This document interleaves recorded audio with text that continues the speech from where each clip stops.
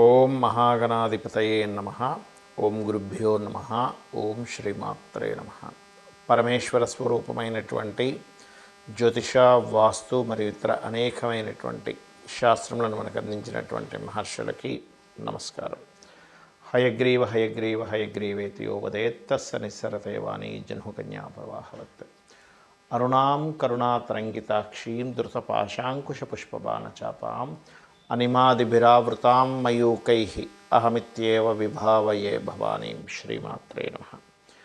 ప్రేక్షకులకి ఆ లలితాంబిక అమ్మవారి యొక్క అనుగ్రహం పరిపూర్ణంగా కలగాలని మనస్ఫూర్తి కోరుకుంటూ మనం ఈరోజు చెప్పుకోబోయేటువంటి టాపిక్ ఏంటంటే, ప్రతి లగ్నానికి లగ్నం తెలియని వారి రాశి నుంచి కేతువు ఎక్కడుంటే ఎటువంటి శుభ ఫలితాలు ఇస్తాడు, ఏ విషయంలో వీళ్ళు జాగ్రత్తగా ఉండాలి, అందులో ముఖ్యంగా మీ లగ్నానికి శుభుడైతే శుభగ్రహాలతో కలిసి ఉంటే మరింత శుభ ఫలితాలు ఇస్తాడు. అదే శుభుడై పాపగ్రహాలతో కలిసి ఉంటే శుభ ఫలితాలు తగ్గుతాయి. ఇది గుర్తుపెట్టుకోండి. అదేవిధంగా ఆ లగ్నాలు కొన్ని లగ్నాలకు పాపవుతాడు కేతు. అలా అయి పాపగ్రహాలతో కలిసి ఉన్నప్పుడు మీకు పాప ఫలితాలు మరింత పెరుగుతాయి. శుభగ్రహాలతో కలిసి ఉంటే శుభ ఫలితాలు పెరుగుతాయి, పాప ఫలితాలు కొంచెం తగ్గుతాయి.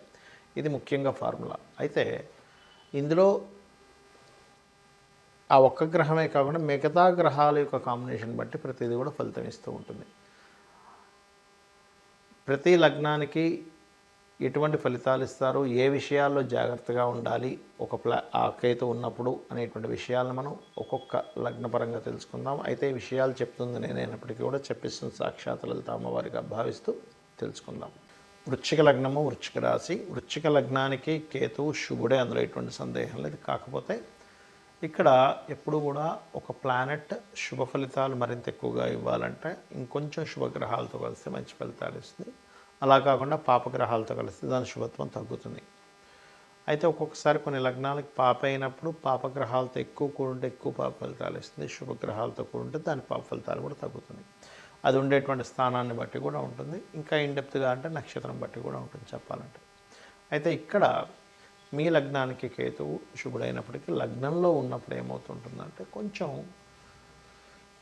ఇది సహజంగానే వృశ్చిక లగ్నం వారికి సెల్ఫ్ కాంపిటీషన్ ఎక్కువగా ఉంటుంది. కాకపోతే ఆ కాంపిటీషన్లో కొంచెం నేను సమ్ టైమ్స్ కాంప్రమైజ్ అవ్వాల్సి వస్తుంది అనేటువంటి భావన ఇస్తూ ఉంటుంది.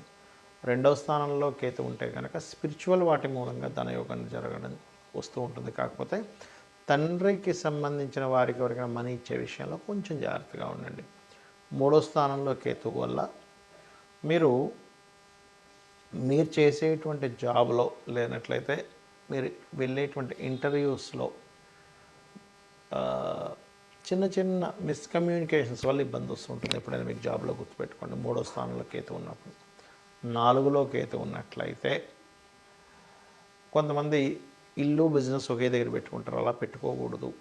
ఇంట్లోనే బిజినెస్ నడిపిస్తూ ఉంటారు. అది పనికిరాదు 4వ స్థానంలో కేతు ఉన్నట్లయితే. అంటే ఎక్కడో చిన్న డిస్ప్యూట్స్ వస్తూ ఉంటాయి దానివల్ల. అట్లా అని అదేదో పెద్ద దోషం అని కాదు, కాకపోతే అదంతా కరెక్ట్ కాదనమాట. పంచమ స్థానంలో కేతు అనేటువంటిది పర్టికులర్గా మీకు పంచమం అనేటువంటిది ఏదైతే ఉందో ఇది గుర్తుపెట్టుకోండి. సంతాన సంబంధించినటువంటి విషయాల్ని, ముఖ్యంగా ఎవరికైనా సంతానం లేదనుకునేటువంటి వారు వృశ్చిక లగ్నానికి పంచమ కేతు ఉన్నప్పుడు తీర్థయాత్రలకు వెళ్ళడం ద్వారా వారికి సంతానం కలుగుతారు. 6వ స్థానంలో కేతు ఉన్నప్పుడు పర్టికులర్గా ఇది ముఖ్యంగా అప్పుల విషయాన్ని, అంటే తొందరపడి ఏదో రోషానికి పోయి నేను అప్పు చేసైనా సరే ఇది చేస్తాననేటువంటి కొన్ని సందర్భాలు జరుగుతుంటాయి. అటువంటి విషయాలు ఫాస్ట్గా, అంటే తొందరపడి అప్పులు చేయడం మాత్రం చేయకూడదు. 7వ స్థానంలో కేతు ఉన్నట్లయితే అది నీచ స్థానం అవుతుంది. కాబట్టి జీవిత భాగస్వామి ఎంపిక విషయంలో జాగ్రత్త తీసుకోవాలి. 8వ కేతువు ముఖ్యంగా ఇక్కడ ఎవరికైనా చూడండి, మనం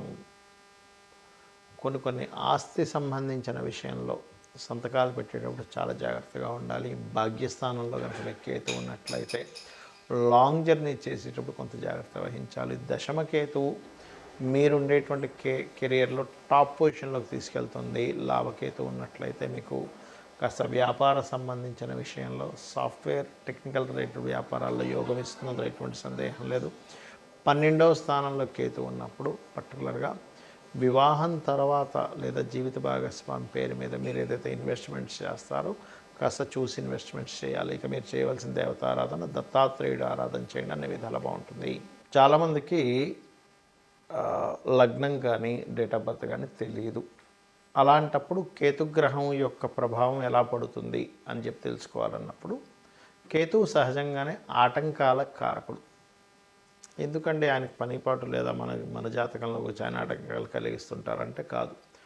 మనం చేసినటువంటి పూర్వజన్మల్లో చేసినటువంటి కర్మ ఏదైతే ఉందో అది ఆటంక రూపంలో, కేతు రూపంలో వస్తుంది. గుర్తుపెట్టుకోండి. అంటే పూర్వజన్మల్లో మనం ఎవరికైనా కావాలని ఆటంకపరిచాం, వేరే వాళ్ళు పని చేసుకుని ఉంటే, అప్పుడు ఏమవుతుందంటే అది ఆటంక రూపంలోకి వచ్చి ఇబ్బంది పెడుతుంది. గుర్తుపెట్టుకోండి. అలాగే మరొక విషయం ఏంటంటే, ఇక్కడ ఈ ఆటంకాలు ఏవైతే ఉన్నాయో ఇవన్నీ తొలగాలంటే మొట్టమొదటిగా కేతుగ్రహం వల్ల జరుగుతుంది అని మీరు ఎట్లా గుర్తుపట్టాలి?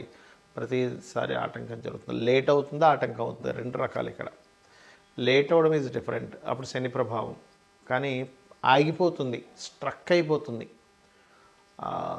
ఒక రూట్లో దగ్గరికి వెళ్తున్నారు, అక్కడ కంప్లీట్గా స్ట్రక్ అయిపోయింది, మళ్ళీ వెనక్కి తిరిగి రావాల్సి వచ్చింది అంటేనే కేతు. ఎందుకంటే రెట్రో ప్లానెట్స్ అంటారు వాటిని.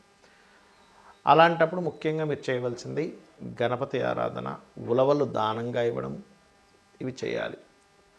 మనకి ఈ కేతువు జన్మజాతకంలో మీకు ఉదాహరణకి మీకు అంటే ఫైనాన్షియల్గా ప్రతి దగ్గర స్ట్రక్ అయిపోతుంది అన్నప్పుడు మీరు చేయవలసింది ఏమిటంటే గణపతిని తలుచుకొని మనీ ఇవ్వడం, తీసుకోవడం చేస్తున్నాను మీ లైఫ్లో ఎప్పుడైనా. అంటే మీకు డేట్ ఆఫ్ బర్త్ ఉన్నా లేకపోయినా, ఎందుకంటే మీకు అక్కడ కేతు ప్రభావం ఆ రూపంలో ఉందని అర్థం చేసుకోవాలి. లేదంటే నేను ఎక్కడ ఏ ప్రాపర్టీ కొన్నా కూడా నాకు స్ట్రక్ అయిపోతుంది, అక్కడ ఆ ప్రాపర్టీ కొనడమే పేరుకు కానీ అసలు అది పెద్దగా ఎదుగుదల ఉండట్లేదు అంటే మీ పేరు మీద కొనకండి. ఎందుకంటే మీకు 4th హౌస్ కేతు ఎక్కడో పనిచేస్తున్నాడు అని అర్థం. ఏమి మాట్లాడినా అది లిటికేషన్ అవుతుంది అని అనుకుంటే కనుక అలాంటి సమయంలో ప్రత్యేకంగా కేతువు 3వ స్థానంలో ప్రభావం ఎక్కువ చూపిస్తున్నాడు. అలాంటప్పుడు లలితా సహస్రనామాల్లో ఓం కర్పూర వీటికామోద సమాకర్ష దిగంతరాయ నమః అని చేసుకోండి. అలా కాదండి మాకు అసలు వివాహ సంబంధించిన విషయాలు ఇదిగో ఇక్కడ దాకా వెళ్ళి సడన్గా అక్కడికి ఆగిపోతుంది అన్నప్పుడు మీరు గణపతి నామంతో పాటు లలితా సహస్రనామాల్లో ఓం కామేశబద్ధ మాంగళ్య సూత్రశోభిత కందరాయ నమః అని చేసుకోండి. కొంతమందికి అసలు పని చేయాలంటేనే ఇంట్రెస్ట్ లేకపోవడము, ఎక్కడ జాబ్కి వెళ్ళినా కూడా అక్కడ ఏదో కారణం చేత ఆగిపోవడం జరుగుతుంది అనుకోండి. అది 2 కారణాలు అవుతాయి. మీ చార్ట్లో ఎక్కడో శనికేతువులు కలిసి ఉంటారు దశమంలో, లేదా శని రాసుల్లో కేతు ఉంటాడు, లేకపోతే శని కేతు నక్షత్ర పరివర్తన ఉంటుంది. అటువంటి కండిషన్స్లోనే అలా జరుగుతూ ఉంటుంది. అలాంటప్పుడు రెగ్యులర్గా వెంకటేశ్వర స్వామి ఆలయానికి వెళ్ళడము, లేనట్లయితే రావి చెట్టు ఉంటుంది మనకి ఆలయాల్లో, దాని చుట్టూ ఈ యొక్క సర్ప ప్రతిష్ఠ చేసిన ఉంటాయి, వాటి చుట్టూ ప్రదక్షిణం చేసుకుని వాటి మీద పసుపు నీళ్ళు గంధపు నీరుని అభిషేకంగా చేసి మీరు మీ పనులు మీరు చేసుకుంటున్నట్లయితే ఖచ్చితంగా దాని యొక్క శుభ ఫలితం మీరు చూస్తారు. అంటే అక్కడి నుంచి మీకు ఆటంకాలు అనేటువంటివి తగ్గుతాయి. అలాగే మరి కొన్నిసార్లు ఏమవుతుంటుందంటే కొన్ని విషయాలతో దూరంగా ఉండాల్సి వస్తూ ఉంటుంది. అంటే కొంతమంది చూడండి సంతానం పొందుతారు, కానీ సంతానంతో ఎప్పుడు దూరంగానే ఉంటారు. అంటే ఎక్కడో 5వ స్థానంలో కేతు పని చేస్తున్నాడు. కొంతమంది వివాహం చేసుకొని జీవిత భాగస్వామితో దూరంగా ఉంటూ ఉంటారు. అంటే ఆ అబ్బాయి ఇక్కడ, లేకపోతే అమ్మాయి ఇంకో దగ్గర ఎక్కడ ఉండడం, లేకపోతే అమ్మాయి ఇక్కడ ఉంటే అబ్బాయి విదేశాల్లో ఉండడం జరుగుతుంటుంది. వీటన్నిటికీ కారణం ఏమిటి? ఏదైనా ఒక విషయం మీద అందరూ చెప్తున్నా మీకు దాని మీద విరక్తి, వైరాగ్యము వద్దనిపించడం జరుగుతుందంటే బికాజ్ ఆఫ్ కేతువు యొక్క ప్రభావం. ఇది మీకు అంటే ఎలాగా, ఇప్పుడు కొంతమంది చూడండి ఇంట్లో వివాహం చేసుకోమంటుంటారు కానీ ఇది చేసుకొని అంటుంటాడు. కారణం ఏంటంటే 7th హౌస్కి ఎక్కడో దాని యొక్క ప్రభావం పడింది అని అర్థం. ఆ రకంగా మీకున్నటువంటి గ్రహస్థితి రీత్యా మీరు ఫలానా సంబంధించిన విషయంలో నాకు విరక్తి, వైరాగ్యము, చాలా ఏదో తెలియని ఒక ఎడబాటు, లేనట్లయితే ఆటంకాలు కలుగుతున్నాయంటే ఒకటే గుర్తుపెట్టుకోవాలి. కేతుగ్రహం దగ్గర దీపారాధన చేసుకుంటూ గోవులకి గ్రాసము తినిపిస్తూ గణపతి ఆరాధన కనుక చేసినట్లయితే 100% మీరు ఏదైతే ఇబ్బంది పడుతున్నారో లైఫ్లో, దేంతో అయితే విడదీయబడుతున్నారో 100% దాని నుంచి బయటపడడం జరుగుతుంది. ఇక మీరు ఇంకొక విషయం ఏంటంటే ఎప్పుడు కూడా ఒక గ్రహ సంబంధించినటువంటి ఫలితాలు బ్యాడ్గా వస్తున్నాయి అంటే మీ పర్సనల్ చార్ట్లో ఆ గ్రహానికి సంబంధించిన వాటి జోలికి వెళ్ళకపోవడం మంచిది. అంటే 4th హౌస్లో ఉంది, అప్పుడు మీ పేరు మీద ప్రాపర్టీస్ ఉండకపోవడం మంచిది, గుర్తుపెట్టుకోండి. లేదండి 12th హౌస్లో ఉంది, మీ పేరు మీద ఏదైనా ఇన్వెస్ట్మెంట్స్ చేయకపోవడం మంచిది. లేదండి బుధరాశుల్లో ఉంది కేతు ఎక్కువగా, లేదా బుధుడితో కలిసింది, మీ పేరు మీద బిజినెస్లు ఉండకపోవడం మంచిది. అలాగా అసలు ఏ రాశుల్లో ఉంది, ఏ సంబంధించినటువంటిది ఎలా ఉంది అనేటువంటిది తెలుసుకోవాలి. ఇక్కడ మరొక విషయం ఏంటంటే మరి చాలామందికి సందేహం వస్తుంది, ఏమంటే మరి పిల్లల స్థానంలోని వివాహ జీవిత భాగస్వామి స్థానంలోని పెళ్లి చేసుకోకూడదు అంటే అలా కాదు.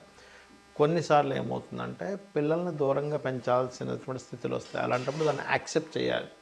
కొన్నిసార్లు జీవిత భాగస్వామితో దూరంగా ఉండవలసిన పరిస్థితి వస్తుంది, దాన్ని యాక్సెప్ట్ చేయాలి. యాక్సెప్ట్ చేయకపోతే అక్కడ ఇబ్బంది వస్తుంది, గుర్తుపెట్టుకోండి. ఇక మీరు ప్రతిరోజు లలిత అమ్మవారి యొక్క స్తోత్ర పఠనం చేయండి, అనే విధాలు బాగుంటుంది. శ్రీమాత్రే నమః.